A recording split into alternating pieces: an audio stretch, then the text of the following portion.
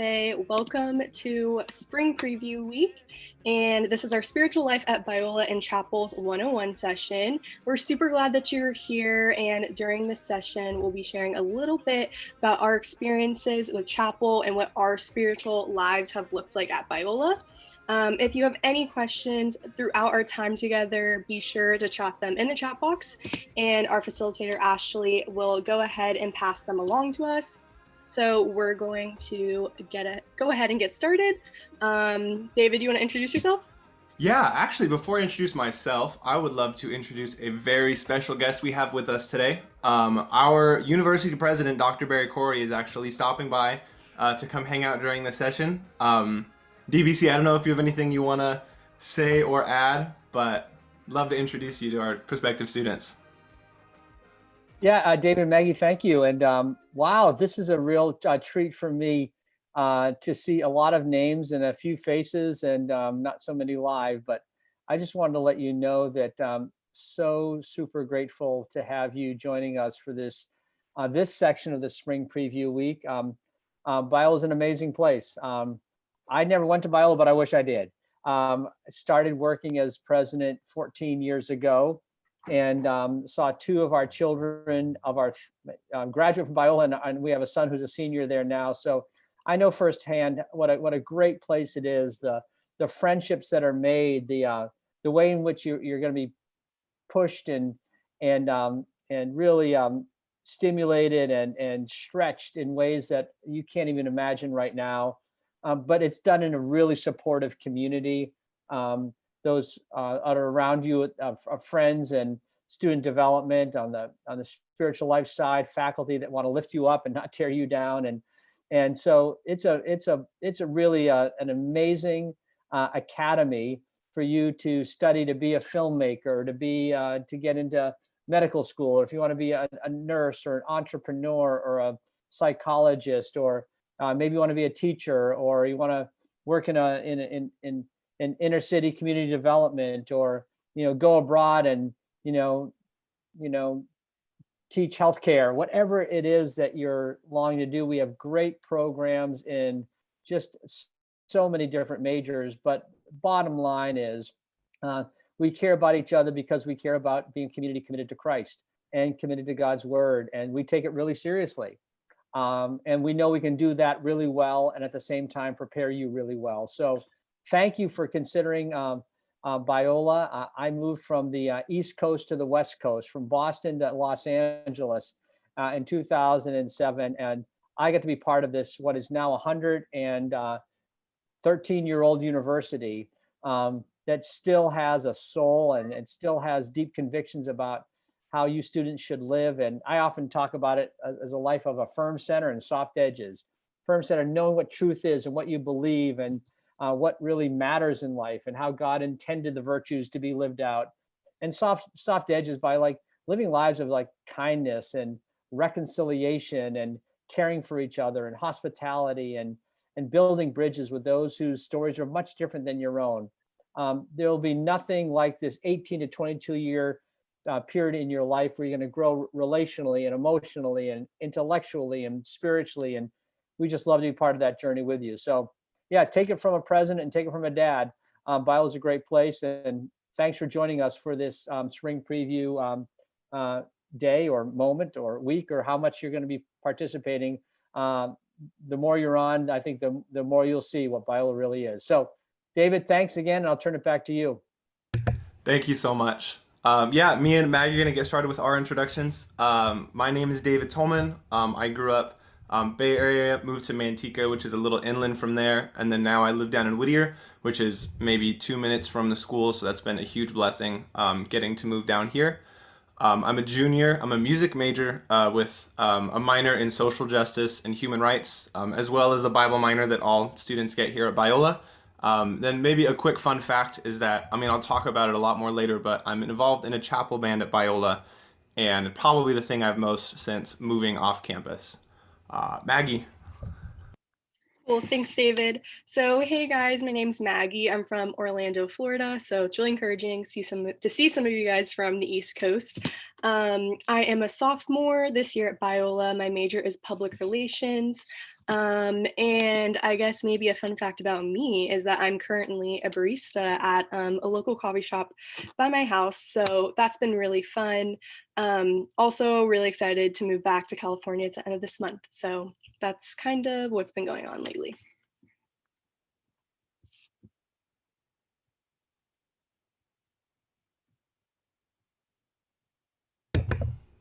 Were you guys able to hear me? I think you cut out for a second. Great. Okay. Sorry about that. So, like Maggie was saying earlier, during the session, we're going to talk about personal experiences with chapels, Biola's spiritual community, and some of the Bible courses we take here. We're also going to talk about the different ways that the community here really encourages us to invest in our spiritual life through a lot of different opportunities we have on campus and off campus. I'm also going to end with I'm going to end this presentation with like a chapels 101. I'm going to break down the different kinds of chapels we have here at Biola and the heart behind our great spiritual development team. If you have any questions at all throughout the presentation, please drop them in the chat. Our facilitator, Ashley, she's wonderful and she'll get them to us and we'll answer as many questions as we can at the end. All right, Mag, you ready to get started? Yep. So I'm just going to share with you guys my personal experience and like how Biola is really invested in my spiritual life. Besides like our chapels and like our Christian community, which I think is really great. Something I think that was like a turning point for me was last semester actually. I'm in the Torrey Honors College, which I didn't mention before, but because I'm in that, we have the opportunity each semester either to write a paper or do a project. So last semester, I decided to do a project and it ended up being a spiritual disciplines project with like which my mentor had suggested that I do. And if I'm being really honest, like my transition last semester to remote learning was a little bit hard. And I know that everyone dealt with that in different ways. But my spiritual disciplines project actually really helped me like get through that time and really like cope. I guess with the situation and overall just really like made me thankful for like my Biola community even though it was online at the time because I would have never thought about doing something like that if my mentor hadn't suggested it to me. So yeah, that's been a really good experience that I've had and like it was just really awesome because my mentor was really able to pour into me during that time aside from me like taking actions in the project and I even do like a lot of the practices that I done then now just because it was really impactful on my life. But yeah. Great. Thanks, Maggie. So I actually have a quick story myself about some of the, I guess, non-administrative spiritual life at Biola, beyond like the chapels and Bible classes that I'll be getting into in a moment. My res life, I had a really great experience with residence life. My freshman year floor, we would do Bible studies on Tuesday nights. We'd do prayer walks on Wednesday nights, and we'd have worship nights on Thursday nights as a floor. And that's something that wasn't enforced by anybody. It was something that the group of guys on the floor decided to get into together. One of the RAs and then another guy led the devotional on Tuesday nights. On Wednesdays, we would spend anywhere from like a half hour. I think one of the times we spent like 2.5 hours. We just walked all the way down our floor and prayed over every single door. And that was like a weekly thing. Sometimes it wasn't quite so long because sometimes we had other things we needed to get to. That was just a really great experience. My very first semester being at Biola, just seeing how just important that aspect is to life at the university as a whole. And then Thursday nights, I loved doing worship because I would help and like lead the worship sometimes. We would go on top of one of the parking structures at like 11 p.m., like far enough away from any of the dorms, and just have, like, even if it's only 2 or 3 songs, just have some time in worship and in fellowship with each other. So that's just a really great, like, side effect of how great the spiritual community at Biola is, the fact that we're organizing all of this ourselves and really like living in fellowship with each other. But like I said earlier, I'm going to get into some of the chapel stuff. Like I mentioned, I've been leading in a chapel band for a couple of years. I'm going to break down not only what it means to be involved in a chapel band, like as a member, but also how each chapel is structured, what their intentions are, and maybe some more information about each one of them. We have 9 chapels per week, every single week of the semester. They're spread out to encompass different days of the week and like very different times of the day to accommodate any busy schedule you might have. Like a lot of our classes conform to like a specific chapel schedule to where there's like a class before and then you can make it to chapel and then back to another class after chapel's done. But there are some that sometimes will meet at 9 or 9:30 during the chapel time in the morning. But because there are so many different opportunities, including chapels in the evening and at nighttime, there's always plenty of opportunities to get your chapel requirement done and really attend a lot of formative chapels while you're here. So getting started, I'm going to start with our Monday, Wednesday morning chapels. They're really popular, like I said, because that time slot in the morning is just a perfect, like if you have an 8 a.m., it'll go from 8 to 9:15. And then what I would do is I'd finish that class. I'd grab a quick like bagel from the calf, and then I'd make it to chapel at 9:30. And then that's a quick like 45 to 50-minute chapel. There's worship and a message, and then you're good for your 10:30 class. It was just a really good like structured way to get through your day and attend classes and chapels.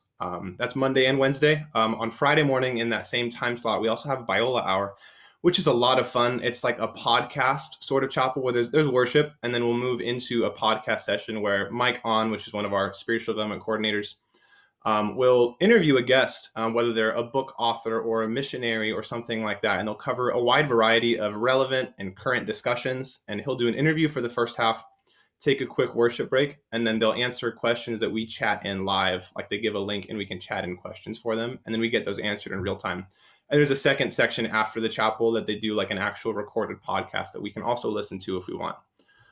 Tuesday and Thursday mornings, we have a prayer chapel, which is about a half hour, and it's just guided prayer, which is really popular, which also happens in Tuesday, Thursday evenings at fives, which is definitely one of the most popular ones we have. Like I said, it's a 30-minute guided prayer chapel by a campus pastor, a spiritual development faculty member, just kind of guiding you through. Usually Chad will do 5 movements of a prayer, and it's very routine, and that's not what a lot of students love, but some students like really love it. That's what I mentioned earlier. There are so many different kinds of chapels to where whatever is really feeding you as a Christian, you have the option to go to every single week. Also, another probably like the 2 most popular chapels I'm going to talk about next, After Dark. This is really late night. I think it starts at like 9:10 or 9:15 p.m. on Wednesday nights. It's structured a lot like a church service where there's worship and then a message and then extended worship after the chapel's done.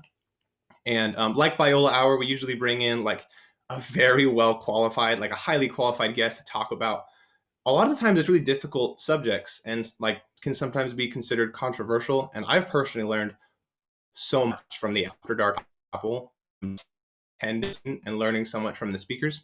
And then my personal favorite is Singspo. This one's on Sunday nights.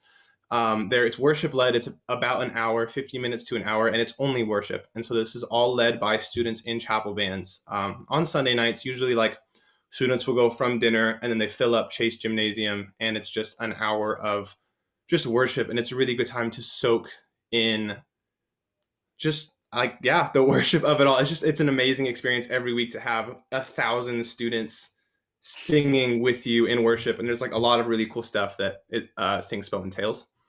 And so in all these chapel opportunities, this kind of brings me to the heart behind chapel programs and spiritual development. So the 3 words that really sum up Biola's values and that we live by is truth, transformation, and testimony. And our spiritual development's response to this is, what's the verse?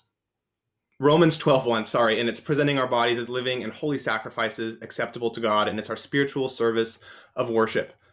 This is kind of how our chapel and spiritual development program enacts even our mission statement. The last half is equipping men and women in mind and character to impact the world for our Lord Jesus Christ, and that's what these speakers and this worship is doing. Our coordinators are amazing, like being involved in a band. I've been able to meet Mike, Landon, Teeps, Noreen, Chad, and just really getting to know them personally has given me such a great appreciation for the heart behind every single individual chapel is so like meticulously planned. And I mean, you see that in chapel leadership, but then you also see it in university leadership. Like you see Dr. Barry Corey, he came by. He's such an amazing man. And if you come to Biola, like you'll see how incredible he is, but just how important it is for the president of the whole university to come to an admissions event. Like it shows how important spiritual development is to every part of Biola, seeing him stop by like that. We always really appreciate when he comes by. So, I mean, just real quick to finish this off, for anybody interested in being involved like in an actual chapel band, like I myself have been, the way it's set up is when auditions are starting, they have a couple meetings where you can meet other musicians that maybe, like, if you're a drummer but you don't know anybody who plays instruments, it's like, oh, this person sings and this person plays bass, and you can kind of form a band. And then you audition as a band. They invite you in to like the audition, and like you can prepare a couple songs, and they give you like, sing this song. You have like 2 minutes to prep it. And so it's very like they're kind of testing ability, but then also like they interview the chapel band leader and the members to see like where their hearts are at. Like I said, everything is so like meticulously curated to make sure that everything that's being taught and said at chapels is Christ centered. And so I really love seeing, like, not only in just the day-to-day chapel process, but even in the interview process to just become a member, like they make sure the heart behind entering the program is pure. And like as in a chapel band, like as a full-time member, I would do maybe about a chapel a week or like 2 chapels every 3 weeks sort of thing. And I mean, at first I was like afraid it would be a lot to worry about with classes and studying and extracurriculars. But that was like my favorite time of the week, was to meet with my band members and worship together and then do chapels and just really contribute to Biola's spiritual body in that way. So if you guys have any questions about that or really anything we've talked about, this is the end of the official presentation. So Maggie and I will start answering questions for the rest of this time slot. So please feel free to keep chatting them in. We'll answer as many questions as we possibly can. So, I mean, let's get started with questions. I'll start. One that was chatted in ahead of time was what are some ways Biola helps their students grow spiritually? And so I know we've covered a lot about that, but I'll give maybe another side answer like Biola we've talked about. We have something called spiritual direction, which is where you meet with like a campus pastor one-on-one, maybe a half hour to an hour, and they give you spiritual direction and spiritual guidance. And beyond like how helpful that can be for you and how amazing a resource that is, it counts for a chapel credit too. So that's a really great way that you can talk to a pastor, a professional who's working here at Biola, and really get fed in that way. So that's, I don't know, Maggie, if you have anything you want to add that we haven't Yeah. talked about yet.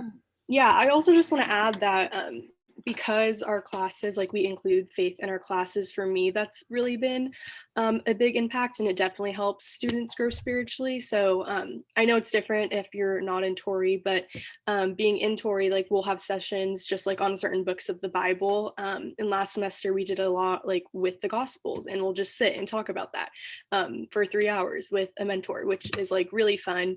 And I know that when you're not in Tory, you also do Bible classes, which again is just like a really great way to learn the word and grow spiritually as well. Yeah, great, thanks. And then Maggie, if you want to talk about, a question was asked about the chapel requirement, if you want to kind of sum that up. Okay, so our chapel requirements are 20 per semester, which can seem really daunting, but like David really did a good job touching on that, like it's very manageable to do. I wouldn't suggest this, but some people wait till like closer to the end, but are still able to get their 20 in. But I've usually always started going pretty consistently to like 1 or 2 a week, and then you're done pretty early on in the semester. Because we were online the past 2 semesters, we like had it cut down to 14 per semester, but assuming next semester we're back to normal, it should be back at 20. Yeah, great, thanks. Another question that was chatted in ahead of time was, how are Catholics viewed at Biola as a Christian university? And the answer to that is, if you have a personal relationship with Jesus, we want to see you apply here. We want you to be a part of this community. Biola even has a Catholic student club on campus. We would love to have you as part of that part of our community. And if you have more detailed questions about what this might look like, definitely reach out to your admissions counselor, and they can talk you through all of what that means. Another question that was asked was if auditions for chapel bands happen once a year or every semester. They happen once per year. So in the spring, they'll start everything up in like February or March, and then the auditions will happen in April, and then there'll be the chapel groups for the next entire year. So you'll be a part-time chapel band for your first semester as a band, and you'll maybe only do like 5 or 6 chapels. And then when you're a full-time band, after you've spent some time and acclimated, you'll be doing anywhere from like 10 to like 13 or 14 chapels in a year. So that's been a lot of fun. Let's see. Next question. Are chapel messages different every time? Yes. The only thing that might seem a little like similar, like I talked about, is the prayer chapels, where I forgot the five movements of Chad's prayer, but there was like it's things like five movements that are the same every time, like supplication, Thanksgiving, and things like that. And he'll run through the same five every time and just kind of pray it over the congregation. And like obviously, it doesn't say the same words every time, but it's a very similar thing. But then like the chapels that have like speakers, it's totally different every time. Like especially like After Dark, it'll be a different like an author of a completely different book on a different topic, and they'll come in and talk about it and what that means for us as Christians. So every time it's going to be something totally different. That's really, really great question. I don't know if you have anything to add, Maggie. No, yeah, definitely sometimes I know there's like themes for certain ones and that may overlap, but basically what David said is correct. We usually always have different speakers, which yeah, keeps things really interesting. Okay, so then we have another question. What is your favorite chapel?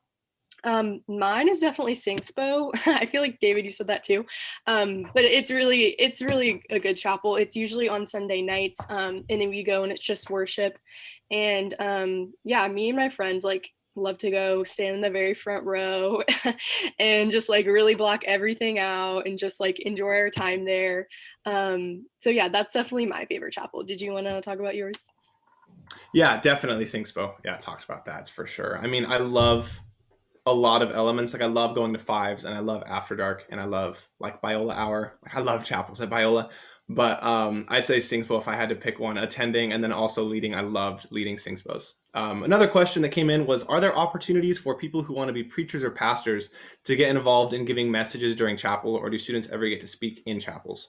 So there might be some like experience based like classes and opportunities if you're going into like Christian ministry or theology to get involved with that. But the only way that students are involved, like I guess in that aspect, is a lot of times during chapels, there will be like testimonial chapels where maybe like three, four students will give a testimony. And sometimes that's like 2 minutes. I think I had a friend that gave one that was like 8 or 9 minutes of just speaking at chapel. So it's not so much preaching. We usually leave that to people that already have like 2 or 3 degrees and they're really like very well qualified at this point. And you will definitely be educated while you're here, but I don't know if there's any specific like preaching pastoral service for student chapels. But if you have any questions about that, yeah, again, your admissions counselor could probably answer everything there and get you hooked up with the theology and ministry department here at Biola. Another question was, how often do schools crucial topics? And I love this question. I mean, I said at the beginning, I'm a social justice and human rights minor, so that's really important to me. And I would say actually really often, like when I mentioned earlier that like Wednesdays were like could have I guess like controversial topics, or have been some like very poignant, sometimes tough questions that are being asked. Um, and sometimes there's like I think there's been like once or twice there's been like a trigger warning on chapels because it's like, hey, this might really upset people who have experienced things that we're going to talk about, so they want to let you know ahead of time. They've honestly been really, really great. Even in the election in November, we had one on what it means to vote as a Republican and what it means to vote as a Democrat, and also looking for Christian perspective, like persuade vote, like for this party or anything like that. It was very like educational, but covering both sides of that topic. So I would say that yes, they definitely do cover it relatively often. Not every kind of chapel does, like the prayer chapels don't at all, but that's completely okay because other chapels will. Yeah, and Maggie, oh sorry, just to add yeah. on to that, usually like that sort of thing would be happening at After Dark. And I remember one that I went to my freshman year. We had a guest speaker come in and he had written a book called People to Be Loved, and it was like how Christians like should view the LGBTQ community, which was really good chapel, and I ended up buying the book and reading it. So yeah, we've had a lot of really impactful chapels that talk about those things, and those are personally like my favorite ones to like sit in on Yeah. and listen to. So I actually have that book in one of my classes right now, so that's really funny. oh I'm taking a class on that, and that's a book that I'm reading right now. But yeah, and then even my freshman year, I went to one on abortion, and that can be a really, really tough topic, especially in the Christian community to talk about. But that's what we're here at Biola for, is to become equipped to serve the world and to be Jesus' light for everybody around us. So Biola doesn't shrink back from talking about some really like poignant topics. Yeah, and I think one last question we'll have was, can you describe conferences that students are required to attend? Which, Maggie, if you want to touch on after, just real quick, we have two. We have one in the fall and one in the spring. We have Tory conference and missions conference, and it's like a Wednesday to Friday thing where classes are canceled Wednesday to Friday, and then we have to attend 5 of the like 12 sessions during that time. And there's these like huge lines because there's some really, really popular conference like subjects and things that are going on, but it's a different theme every year. And they're honestly really, really wonderful. I'll talk about missions conference real quick, and it's a lot of it. I mean, there's a different topic every year, but a lot of it is celebrating diversity and things, and just like appreciating world cultures around us and what that means as a Christian living in a diverse world. And that's been really great. And actually, I forgot. There's another conference, and it's actually going on right now. It's called SCORE Conference. This one is not mandatory, so that's why I forgot, because the question said required. But it is the Student Congress on Racial Reconciliation that happens once a year. It is the largest university conference on racial reconciliation in the United States. So it's actually happening right now. I have I'm going to one of them later today. Wonderful conference. We have a lot of amazing opportunities here at Biola for things like that. Maggie, if you have more you want to add about any of the conferences. Yeah, I actually never went to a missions conference just because of COVID, and I was a freshman the year that all happened, which is pretty disappointing. But I can speak on Tory, which was a really good experience. And like David said, like we have the classes off from those days, and I honestly think it's just a really good like refresher for like your mind and your soul, just to refocus, and especially like in October when things are getting really busy with your schedule.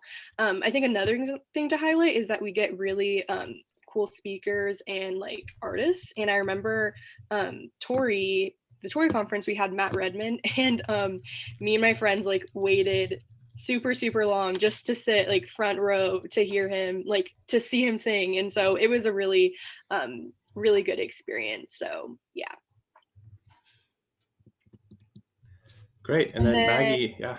Yeah, I can pray us out. So I just want to say thank you guys so much for coming. Thank you. And yeah, I hope you guys can also go to some other sessions. So I'll just pray us out.